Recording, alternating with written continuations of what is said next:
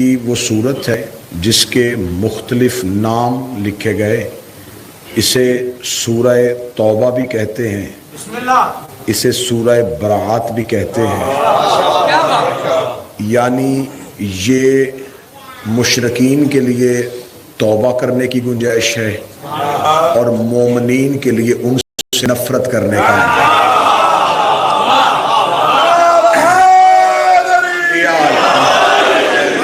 اسے سورہ مبارکہ توبہ کہتے ہیں, برآت کہتے ہیں, بیزاری کو برآت کہتے ہیں, نفرت کو برآت کہتے ہیں, تبرہ کو. یعنی کہ آسان لفظوں میں یہ قرآن کی وہ صورت ہے جس میں اللہ خود تبرہ کر رہا ہے. خدا خود تبرہ کر رہا ہے, اور جو خدا تبرہ کر رہا ہے یہ قرآن کی تمام صورتوں میں سے واحد صورت ہے جس کے آغاز میں بسم اللہ الرحمن الرحیم نہیں ہے.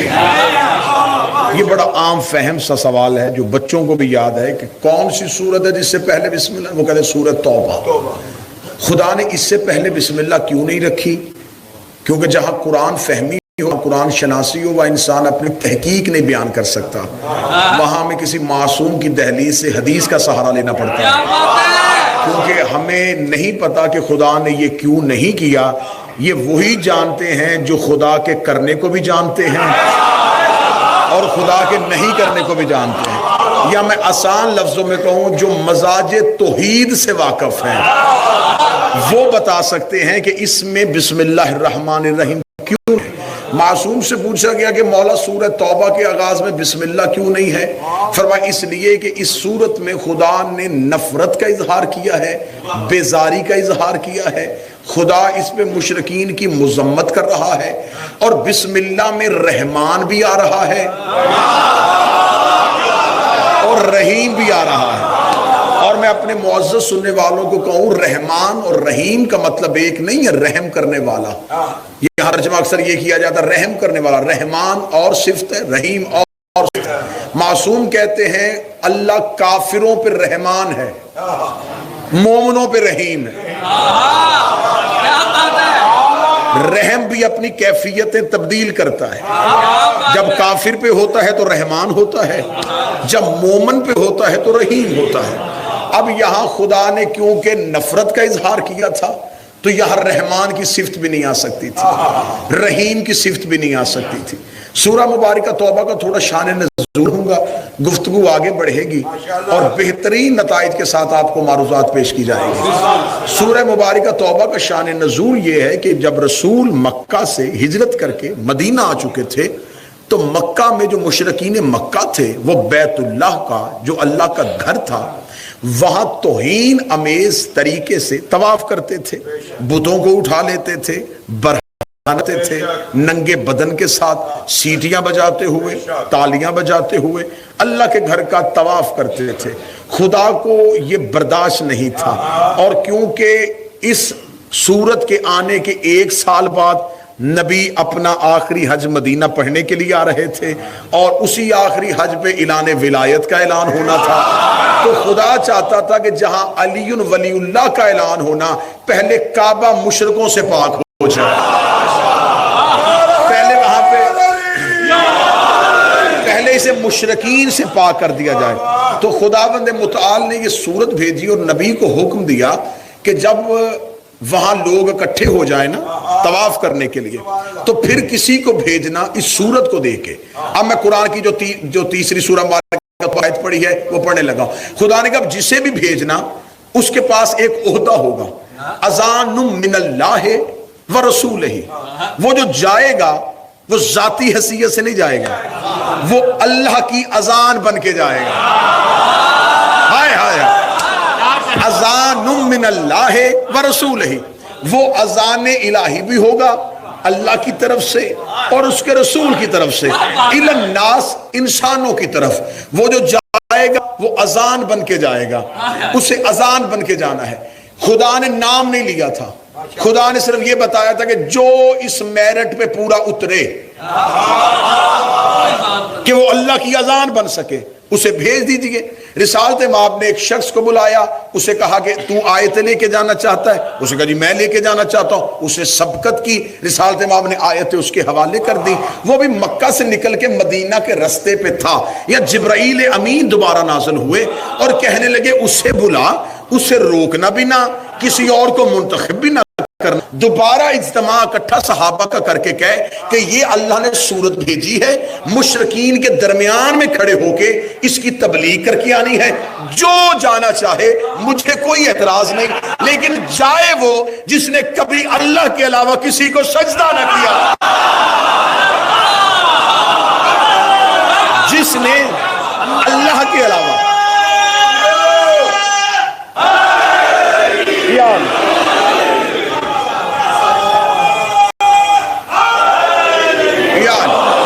انسانی فطرت ہے شاہ صاحب کہ جو مشکل وقت میں ساتھ دینا، بندے کہتے ہیں اسے دیتے ہیں، وہ پھر پوری گفتگو میں بڑے اچھے چہرے لگتے ہیں کہ انہوں نے تمہید میں ساتھ دیا تھا۔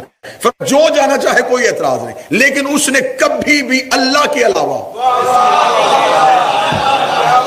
کسی غیر کو سجدہ نہ کیا۔ رسالت مآب نے بندہ واپس بلایا، مدینے کی مسجد میں صحابہ کا اجتماع کیا، فرمایا دیکھیں جی قرآن کی صورت آئی، آیتیں آئی ہیں، یہ گروپ کے تبلیغ نہیں ہونی، مجمع عام میں ان کے درمیان کھڑے ہو کے اللہ کی طرف سے ان پہ تبرہ کر کے آنا ہے، ان کے درمیان کھڑے ہو کے بسم اللہ،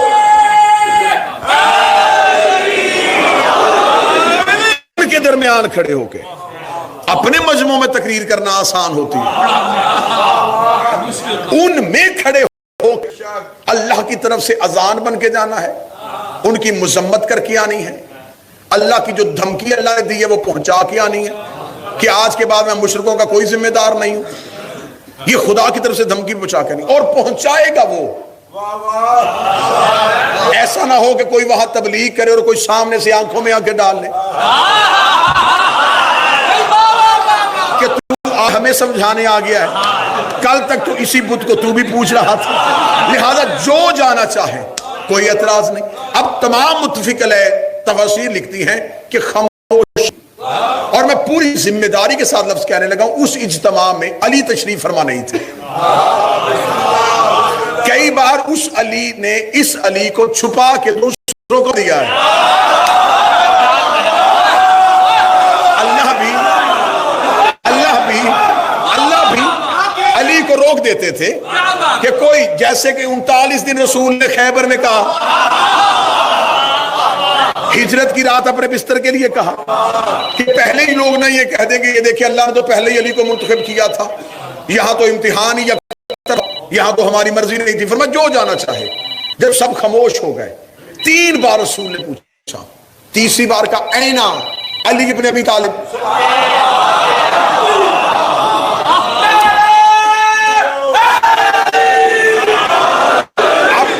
تمہید مکمل ہو گئی، بالکل تمہید مکمل ہو گئی۔ اب نتائج ہدیہ کرنے لگا۔ پہلا نتیجہ رسول نے کتاب میں لکھا، تفسیر در منصور میں لکھا ہے، رسول نے کہا این علی ابن ابی طالب، یہ نہیں کہا میرا چچا زاد بھائی کہاں ہے، میرا بھائی کہاں ہے، میرا داماد کہاں ہے، میرا کزن کہاں ہے، میرا رشتہ دار، علی ابن ابی طالب۔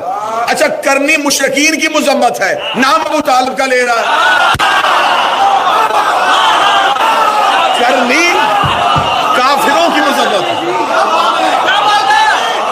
کافروں کی، بت پرستوں کی، مشرکین کی مذمت کرنے کے لیے رسول کہہ رہے کہاں ہے ابو طالب کا بیٹا علی؟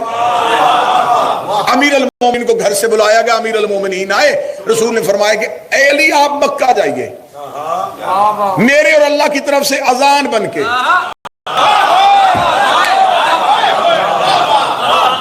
اذان بن کے، اب جو بندہ خطابت کے موڑ سمجھتا ہے اور خطابت کی باریکی اور رموز و اوقاف سے واقف ہے، وہ اگلی سطر کی قدر بھی کرے گا اور داغ بھی دے دے گا۔ میں گردن کٹوانے کے لیے تیار ہوں، اس سے پہلے جو گئے تھے وہ لکھی ہوئی صورت لے کے گئے تھے، علی لکھا ہوا قرآن لے کے نہیں گیا، بلکہ قرآن خود قرآن کو لے کے،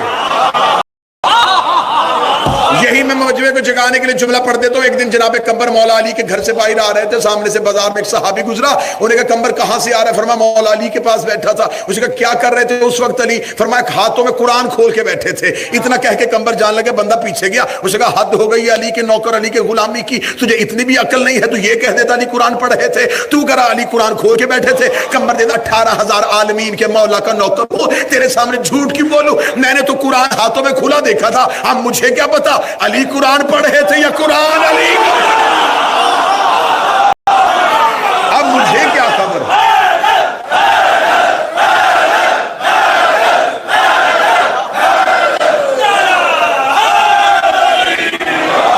اب مجھے کیا خبر؟ بسم اللہ.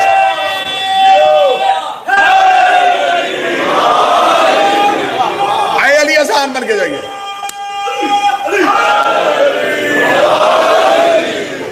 اے علی اذان بن کے جائیے. امیر المومنین اپنی جگہ سے اٹھے. متوجہ میں ادھر رہیے گا. اب امیر المومنین اذان علی بن کے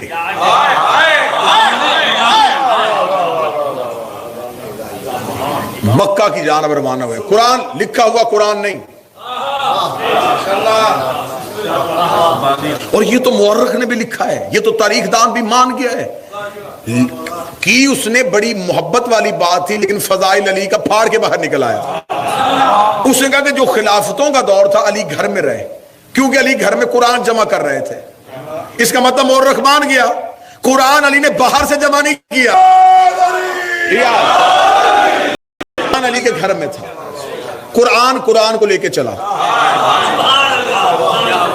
مجسم قرآن, ملفوظی قرآن کو لے کے چلا. علی اذان الہی بن کے مکہ میں پہنچے. کتابیں کہتی ہیں کہ اس سال 2.5 لاکھ مشرکین اللہ کے گھر کا طواف کر رہے ہیں. 2.5 لاکھ مشرکین, اور اکیلے علی گئے. آپ نے خیبر میں لڑتا علی دیکھا ہے, آپ نے خندق میں جاتا ہوا علی دیکھا ہے. ذرا بغیر تلوار کے امیر المومنین کی جنگ سنیے.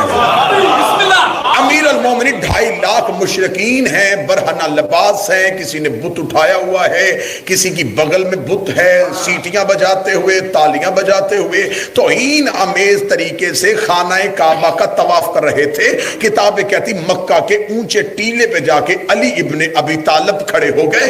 2.5 لاکھ مشرکین کا شور تھا. میں لفظ آسان کر دیتا اور خطابت کا جملہ ہدیہ کر دیتا ہوں. کعبہ مشرکوں نے گھیرا ہوا تھا اور کعبہ علی کو دیکھ رہا تھا. ایسے لگ رہا تھا جیسے کعبہ بھی مشکل کشا کو مدد کے لیے پکار رہا ہے, جیسے علی ابن ابی طالب کو مدد کے لیے پکار رہا ہے. کتابیں کہتی اتنے شور میں, اتنی آوازوں میں, اتنے بتوں کی موجودگی میں امیر المومنین نے مکہ کے اونچے ٹیلے پہ کھڑے ہو گئے. اسکت, خاموش, انا اذان من اللہ, میں تمہاری طرف اللہ کی اذان بن کے آیا ہوں, ورسول ہی, اور رسول کی طرف سے آیا ہوں, اور میں تمہیں کہنے کے لیے جو ہونا تھا وہ ہو چکا.